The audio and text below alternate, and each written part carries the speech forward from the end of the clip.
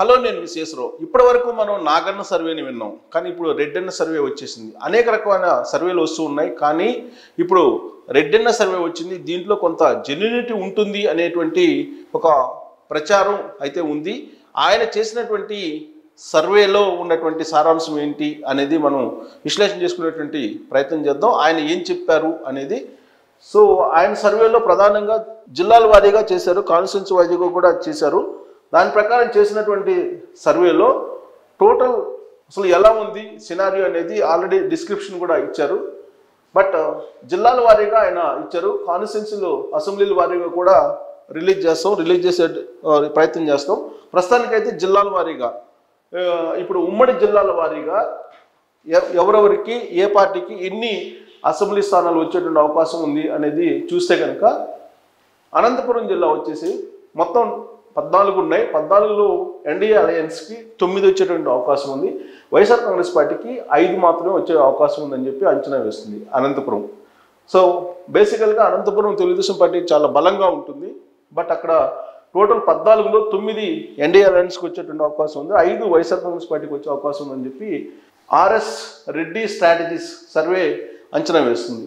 So RS Reddy strategies అనేటువంటి పేరుతోటి ఈ సర్వే వచ్చింది. ఈ సర్వేకి సంబంధించి సర్వే చేసినటువంటి వాళ్ళని కూడా ఇంటర్వ్యూ చేసేటువంటి ప్రయత్నం చేస్తాం, మీ ముందు విశ్లేషణ చేసుకునే ప్రయత్నం చేస్తాం.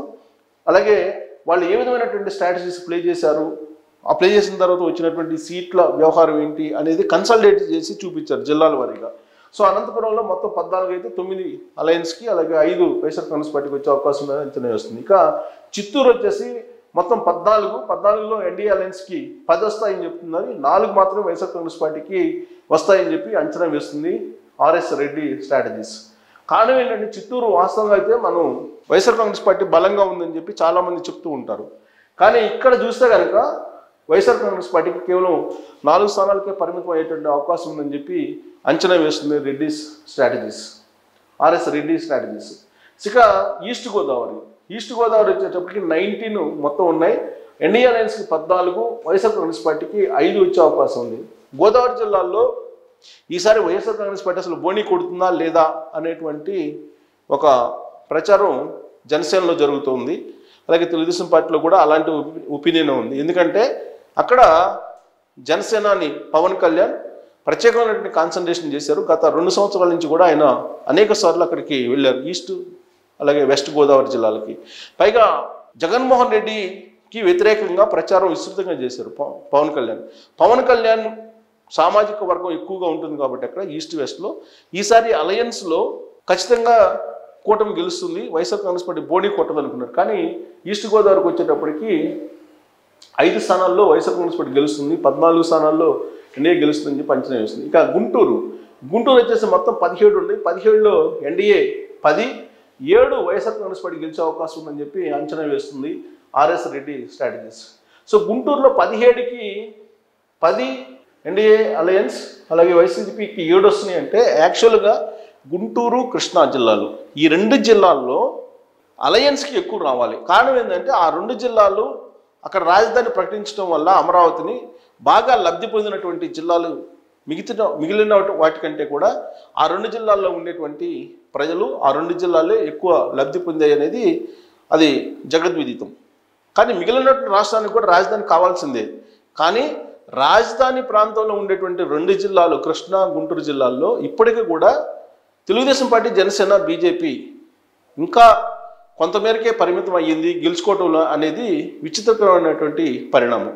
ఇప్పటికి కూడా వైఎస్ఆర్ కాంగ్రెస్ పార్టీకి 7 వస్తాయని చెప్పి ఆర్ఎస్ రెడ్డి స్ట్రాటజీస్ చెప్తుంది అని అంటే జగన్మోహన్ రెడ్డి 3 రాజధానులు అనేటువంటి కాన్సెప్ట్ మీద పూర్తిగా వ్యతిరేకత అక్కడ కూడా లేదా అనేది ఆలోచించాలి.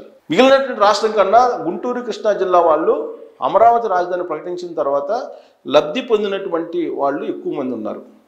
వాళ్ళు కూడా ఆ ప్రాంతంలో కూడా వ్యతిరేకంగా ఉన్నారు అని అంటే ఆశ్చర్యకరమైనటువంటి అంశం. ఇప్పటికీ కూడా వైఎస్ఆర్ కాంగ్రెస్ పార్టీకి 7 వస్తాయి అక్కడ అని చెప్పి ఆర్ఎస్ రెడ్డి స్ట్రాటజీస్ అంచనా వేస్తుందని అంటే దానికి లాజిక్ ఏంటనేది అర్థం కావట్లేదు. ఇక కడప అనేది వైఎస్ఆర్ కాంగ్రెస్ పార్టీకి కంచుకోట అంటూ ఉంటారు. కడపలో జగన్మోహన్ రెడ్డికి తిరుగులేదు అంటూ ఉంటారు. మొత్తం 10 అసెంబ్లీ స్థానాలు ఉంటే కడపలో ఎన్డీఏ అలయన్స్ 6, వైఎస్ఆర్ కాంగ్రెస్ పార్టీకి 4 అని అంటున్నారు. సో ఇది కడపది ఆలోచించాల్సినటువంటి పరిణామం. ఎందుకంటే మొత్తం స్వీప్ చేస్తుందని చెప్పి వైఎస్ఆర్ కాంగ్రెస్ పార్టీ చెప్తోంది. మొత్తం 10కి 10 స్థానాలు కడపలో 2019లో ఏ విధంగా అయితే స్వీప్ చేసిందో అదే తరహాలో స్వీప్ చేస్తుందని చెప్పి అంచనా వేస్తుంది వైఎస్ఆర్ కాంగ్రెస్ పార్టీ. కానీ అలాంటి పరిస్థితి లేదని చెప్పి ఆర్ఎస్ రెడ్డి స్ట్రాటజీ చెప్తోంది. నిజంగానే అలాంటి పరిస్థితి వస్తుందా ఉందా అని అంటే ఇప్పుడు చోటు చేసుకున్నటువంటి పరిణామాలను కనుక గమనిస్తే బహుశా ఆర్ఎస్ రెడ్డి స్ట్రాటజీస్ అంచనాలు కరెక్ట్ అవుతాయేమో అనిపిస్తుంది. కారణం ఏంటంటే వైఎస్ షర్మిల, డాక్టర్ సునీతారెడ్డి ఇద్దరు కూడా అక్కడ విస్తృతంగా ప్రచారం చేస్తున్నారు. కడప జిల్లాలో ప్రత్యేకించి వివేకానంద రెడ్డి మర్డర్ కేసు యొక్క ప్రభావం చాలా తీవ్రంగా ఉండేటువంటి అవకాశం ఉంది. అందుకే ఇటీవల కాలంలో జగన్మోహన్ రెడ్డి కడపకు వెళ్ళినటువంటి ప్రతిసారి కూడా వివేకానంద రెడ్డి మర్డర్ గురించి అనివార్యంగా ప్రస్తావించాల్సినటువంటి పరిస్థితి వచ్చింది. ప్రస్తుతం అక్కడ ఉండేటువంటి పరిస్థితుల్లో వివేకానంద రెడ్డి మర్డర్ అనేది వైఎస్ఆర్ కాంగ్రెస్ పార్టీని డ్యామేజ్ చేసేటువంటి అవకాశం ఉందని చెప్పి ఆర్ఎస్ రెడ్డి స్ట్రాటజీస్ చెప్తోంది. ఒకటేంటంటే అక్కడ ఇప్పటికే షర్మిల, సునీతారెడ్డి విస్తృతంగా ప్రచారం చేస్తున్నారు. షర్మిల కడప ఎంపీగా పోటీ చేసి ఉన్నారు అక్కడ. అందుకే జగన్మోహన్ రెడ్డి పైన దేవుడికి తెలుసు, కింద ప్రజలకు తెలుసు, తనకు తెలుసు వివేకానంద రెడ్డి మర్డర్ని ఎవరు చేశారా అనేది చాలా నెగిటివ్ కాబోతుంది ఆయనకి అనేది ఆర్ఎస్ రెడ్డి స్ట్రాటజీస్ చెప్తున్నటువంటి అంచనాలు. ఇక కృష్ణా జిల్లాలో 16 ఉంటే 9 ఎన్డీఏ అలయన్స్కి, 7 వైఎస్ఆర్ కాంగ్రెస్ పార్టీకి వస్తాయని చెప్పి అంచనా వేస్తుంది. సో కృష్ణా, గుంటూరు జిల్లా సంబంధించినటువంటి ఓటర్లు ఆలోచించుకోవాల్సినటువంటి పరిస్థితి. సో గుంటూరు, కృష్ణా జిల్లాల్లో యాక్చువల్గా ఎన్డీఏ అలయన్స్ స్వీప్ చేయాలి, బట్ అలాంటి పరిస్థితి లేదని చెప్పి ఆర్ఎస్ రెడ్డి స్ట్రాటజీ చెప్తోంది.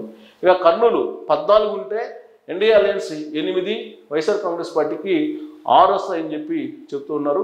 సో కర్నూలులో ఎన్డీఏ అలయన్స్ 8 అంటే బహుశా కర్నూలు 50-50 ఉంటుంది అనుకున్నారు, బట్ ఇక్కడ ఎన్డీఏ అలయన్స్ ఎక్కువ ఉంది. నెల్లూరు మొత్తం 10 స్థానాలు అయితే నెల్లూరు జిల్లాలో NDA alliance 7, YSR Congress party 3. So నెల్లూరుని ఇలానే ఉంటుందని చెప్పి ఎక్స్పెక్ట్ చేయొచ్చు. ఎందుకంటే వేమిరెడ్డి ప్రభాకర్ రెడ్డి, అలాగే కోటమిరెడ్డి శ్రీధర్ రెడ్డి వీళ్ళందరూ కూడా తెలుగుదేశం పార్టీలోకి వచ్చారు వైఎస్ఆర్ కాంగ్రెస్ పార్టీని వదిలిపెట్టి. దాంతో నెల్లూరు జిల్లాలో 10 స్థానాలు ఉంటే అసెంబ్లీ స్థానాలు 7 తెలుగుదేశం పార్టీ, జనసేన, బీజేపీ కూటమికి వచ్చే అవకాశం ఉంది. 3 మాత్రమే వైఎస్ఆర్ కాంగ్రెస్ పార్టీకి అని ఇప్పుడు అంచనా వేస్తుంది. ఇక ప్రకాశం జిల్లాకు వచ్చి 12 అసెంబ్లీ స్థానాలు ఉన్నాయి. 12లో ఎన్డీఏ అలయన్స్కి 8, వైఎస్ఆర్ కాంగ్రెస్ పార్టీకి 4 వస్తాయని చెప్పి అంచనా వేస్తున్నారు. బహుశా ఇక్కడ కూడా అదే పరిస్థితి ఉండొచ్చు. శ్రీకాకుళం వచ్చేసేపటికి 10 ఉన్నాయి మొత్తం అసెంబ్లీ స్థానాలు. ఎన్డీఏ అలయన్స్కి 7 ఉన్నాయి, 7 వచ్చే అవకాశం ఉంది. 3 వైఎస్ఆర్ కాంగ్రెస్ పార్టీకి వచ్చే అవకాశం ఉందని చెప్పి అంచనా వేస్తుంది. కానీ ఉత్తరాంధ్రలో ఇప్పుడున్నటువంటి పరిస్థితుల్లో వైఎస్ఆర్ కాంగ్రెస్ పార్టీ లేదా వైఎస్ఆర్ కాంగ్రెస్ పార్టీ లీడర్లు అంటే కూడా ఒక రకమైనటువంటి భయం ఏర్పడింది. విజయమ్మ విశాఖపట్నంలో ఎంపీగా 2014లో పోటీ చేసినప్పుడు ఏ విధంగా భయపడిపోయి ఓట్లు వేయకుండా ఆమెను కడపకు పంపించారో అదే తరహాలో ఇప్పుడు వైఎస్ఆర్ కాంగ్రెస్ పార్టీని యాక్సెప్ట్ చేసే పరిస్థితుల్లో ఉత్తరాంధ్ర ప్రజలు లేరు అని చెప్పేసి అంటూ ఉన్నారు. కానీ శ్రీకాకుళంలో ఇప్పటికి కూడా 3 స్థానాల్లో వైఎస్ఆర్ కాంగ్రెస్ పార్టీ గెలుచుకునే అవకాశం ఉందని చెప్పి అంచనా వేస్తుంది ఆర్ఎస్ రెడ్డి స్ట్రాటజీస్. విశాఖపట్నం మొత్తం 15 ఉంటే ఎన్డీఏ అలయన్స్కి 9, వైఎస్ఆర్ కాంగ్రెస్ పార్టీ 6 వస్తాయని చెప్పి అంచనా వేస్తున్నారు. సో విశాఖపట్నంలో ఈ 6 రావడం అనేది వైఎస్ఆర్ కాంగ్రెస్ పార్టీకి చాలా ఎక్కువగా చెప్తూ ఉన్నారు. కొన్ని సర్వేలు కూడా అలానే చెప్తున్నాయి. కానీ ఆర్ఎస్ రెడ్డి స్ట్రాటజీస్ మాత్రం 6 విశాఖపట్నంలో వస్తాయని చెప్పి అంచనా వేస్తుంది. విజయనగరంలో 9 ఉంటే ఎన్డీఏ అలయన్స్కి 6, వైఎస్ఆర్ కాంగ్రెస్ పార్టీకి 3 ఉంటాయని చెప్పి అంచనా వేస్తుంది. వాస్తవంగా విజయనగరంలో ఎంతో కొంత వైఎస్ఆర్ కాంగ్రెస్ పార్టీ బలంగా ఉందని చెప్పి చెప్తూ ఉంటారు ఉత్తరాంధ్ర మొత్తం మీద. కానీ ఇక్కడ ఆర్ఎస్ రెడ్డి స్ట్రాటజీస్ని చూస్తే కనుక 6 ఎన్డీఏ అలయన్స్కి 3 మాత్రం వైఎస్ఆర్ కాంగ్రెస్ పార్టీకి అంటున్నారు. సో వెస్ట్ గోదావరి, సో ఇక్కడ మొత్తం 15 ఉంటే ఎన్డీఏ అలయన్స్ 11, వైఎస్ఆర్ కాంగ్రెస్ పార్టీకి 4 వస్తాయని చెప్పి అంచనా వేస్తున్నారు. టోటల్గా 175 కాన్స్టిట్యున్సీలకు గాను 114 వస్తాయి ఎన్డీఏ అలయన్స్కి. అంటే TDP plus BJP plus JSP, Janasena, దీనికి 114 వస్తాయని చెప్పి అంచనా వేసింది ఈ సర్వే. వైసీపీకి 61 వస్తాయని చెప్పి అంచనా వేసింది. 61 హైయెస్ట్ 61 వస్తాయని చెప్పి ఆర్ఎస్ రెడ్డి స్ట్రాటజీస్ అంచనా వేయటం జరిగింది. 61 వస్తాయని చెప్పి అంచనా వేయటం జరిగింది. సో ఇది అసెంబ్లీ సెగ్మెంట్స్ వచ్చేటప్పటికి. ఇక లోక్సభకు వచ్చేటప్పటికి మొత్తం 25 ఉంటే కనుక ఎన్డీఏ అలయన్స్కి 20 వస్తాయి ఎంపీ స్థానాలు అన్నారు. వైఎస్ఆర్ కాంగ్రెస్ పార్టీకి 5 మాత్రమే వస్తే అవకాశం ఉంది. వైసీపీకి 5 లోక్సభ స్థానాలు మాత్రమే వచ్చే అవకాశం ఉంది.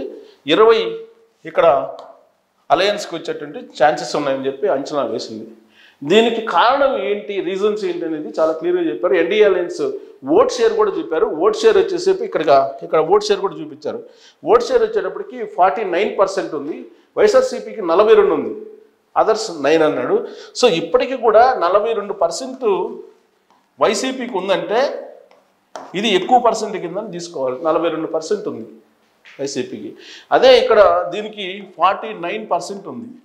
సో ఇది 50% అబోవ్ ఉంటుందని చెప్పి ఎక్స్పెక్ట్ చేస్తున్నారు. సో వైసీపీకి ఇంకా తగ్గేటువంటి అవకాశం ఉందని కూడా చాలా సర్వేలు చెప్తున్నాయి.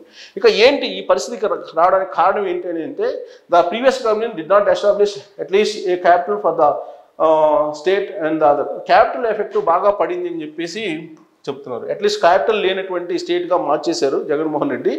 గతంలో అట్లీస్ట్ క్యాపిటల్ కట్టే ప్రయత్నం చేశారు, ఇప్పుడు క్యాపిటల్ కూడా కట్టే ప్రయత్నం చేయలేదు. అది పెద్ద నెగిటివ్ పాయింట్గా చెప్తున్నారు. So majority of the people are of the opinion that the party has taken conspirational actions against the opposition. So opposition పార్టీల మీద ఎక్కువగా వాళ్ళు దృష్టి పెట్టి వాళ్ళు నిర్వీర్యం చేసే ప్రయత్నం చేశారు. అది ఒక నెగిటివ్ పాయింట్గా ఉందని చెప్పి. ఇక lack of proper planning for the future of the state is also strong criticism.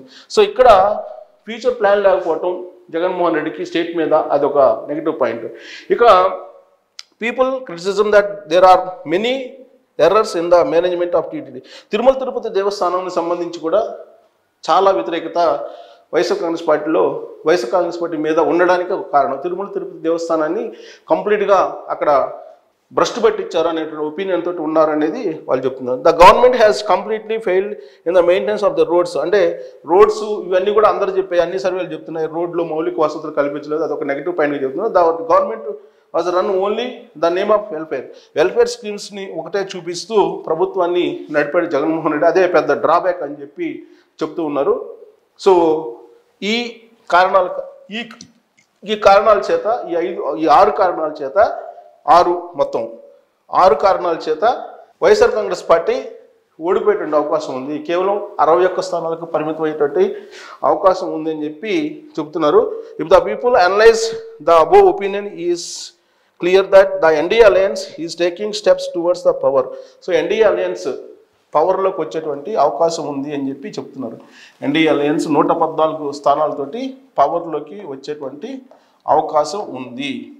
So Chandrababu Naidu CM కాబోతున్నాడు, సిబిఎన్ సీఎం కాబోతున్నాడు అనేది చాలా క్లియర్గా అర్థమవుతుంది ఈ సర్వే ప్రకారం. సో ఇక్కడ ఆల్రెడీ డిస్క్లైమర్ కూడా ఇచ్చారు.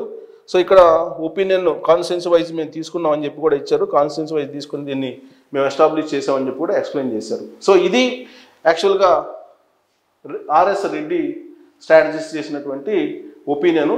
కాబట్టి ఈ రెడ్డన్న సర్వేలో కూడా చంద్రబాబు నాయుడు సీఎం కాబోతూ ఉన్నారు. తెలుగుదేశం పార్టీ, జనసేన, బీజేపీ అధికారంలో రాబోతుంది పక్కాగా. ఓట్ షేర్ కానీ అలాగే సీట్ల షేరింగ్ కానీ చూసుకుంటే అనేది ఇప్పుడు ఈ సర్వేలో ఆర్ఎస్ రెడ్డి స్ట్రాటజీస్లో స్పష్టమవుతోంది. Thank you very much.